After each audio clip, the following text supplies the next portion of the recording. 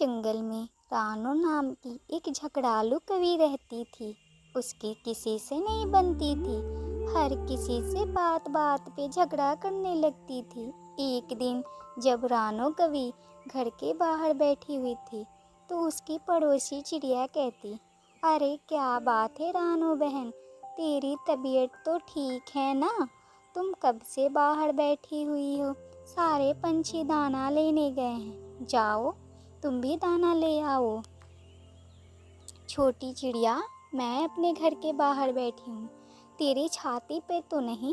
तेरे को इससे क्या लेना देना, मैं दाना लेने या जाऊँ या ना जाऊँ? तू कौन होती है ऐसा कहने वाली? अगर तुझे इतनी ही मेरी चिंता हो रही है तो जाकर दाना ले आ मेरे लिए। हरिया तोती वहाँ से गुजर रही थी, रानो की सारी बातें सुन लेती और वहाँ आ जाती। चिड़िया, छोड़ो इसे, ये कवि तो हर किसी से लड़ाई के ही मूड में रहती। जब देखो इसके चेहरे पर 12 बजे होते। तो चल मेरे साथ दाना लेने चलते हैं।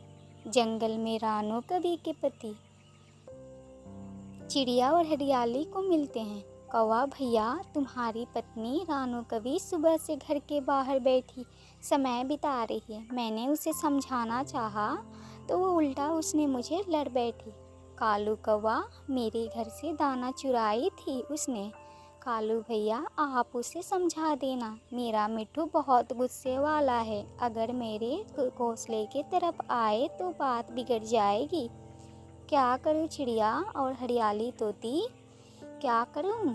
मैं अपनी पत्नी की हरकतों से तंग आ चुका हूँ, मगर वह है कि समझने को तैयार ही नहीं है।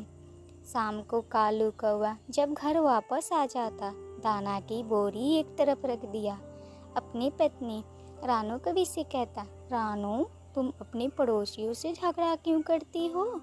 लगा दी होगी उस सुंदर चिड़िया ने आग।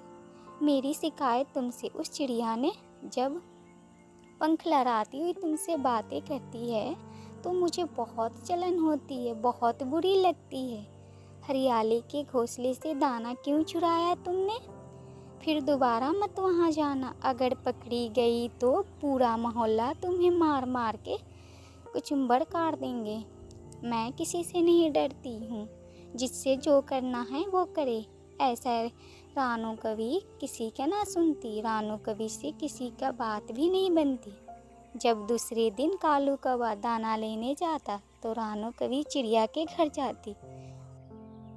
बदमाश चिड़िया, मेरे पति से हंस हंस के शिकायत लगाने का, मैं जो भी करूं आज के बाद शिकायत लगाई तो तुझे तेरी बच्ची, एक छोटी बच्ची को भी नहीं छोड़ूंगी, मार दूंगी। चिड़िया रानो कवि से डर जाती है। नहीं नहीं रानो बहन, जो हुआ सो हुआ, बस उस पर माफ़ कर दो मेरे को, जानती हूँ।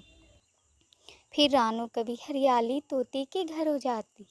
तोता तोती दाना लेने के लिए गए थे, मेरी शिकायत लगाई है हरियाली तोती के बच्ची ने, उसका तो घोंसला ही तोड़ दूंगी। ऐसा सोचकर रानो कवि हरियाली तोते की घोंसला तोड़ने लगती।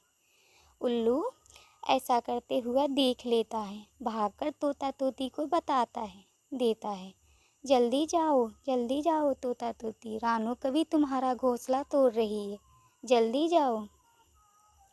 तोता तोती भागे भागे घर आते।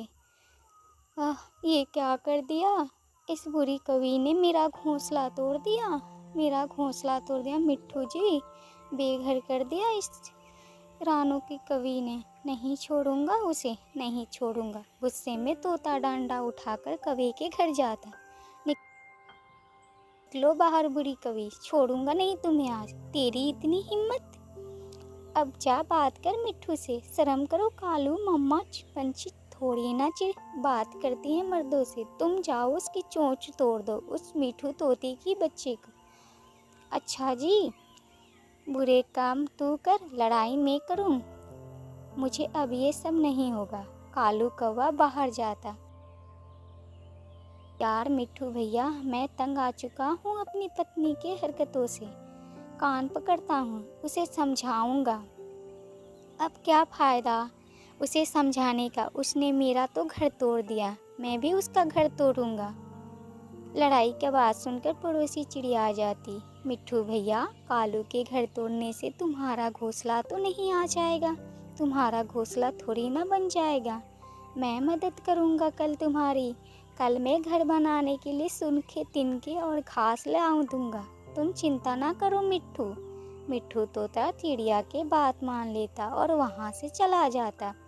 कालू कौवा घर चला जाता। डरपोक कहीं का डरपोक कालू कवि, अगर पहले पता होता तो तुम से मैं शादी ना करती, इतने कमज़ोर पंछी हो। चुप कर जाओ रानो। मैं क्यों चुप कर जाऊं? इससे अच्छा मैं भूरे कौवे से शादी कर लेती, मेरी जगह तो लड़ लेता वो। भूरे का नाम सुनकर कालू कौवा बहुत गुस्से में आ जाता। निकलो निकलो मेरे घर से, अभी के अभी निकलो। कालू एक डंडा उठाकर कवि के सिर पर देता। मैं चुप हूँ, तुम हो कि बढ़ती ही जा रही हो। जाओ अब जाओ, भूरे कौवे के घर जाओ। कालू अब पंख ना उठाना मेरे पर, नहीं तो मैं भी मारूंगी तुम्हें। निकल इस घर से निकल, मैं तुम्हें नहीं रखूंगा इस घर में।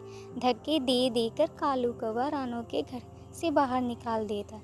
गुस्से में रानो दूसरे जंगल चली जाती। माँ के घर के बगल में एक आवारा भूरा कौवा रहता।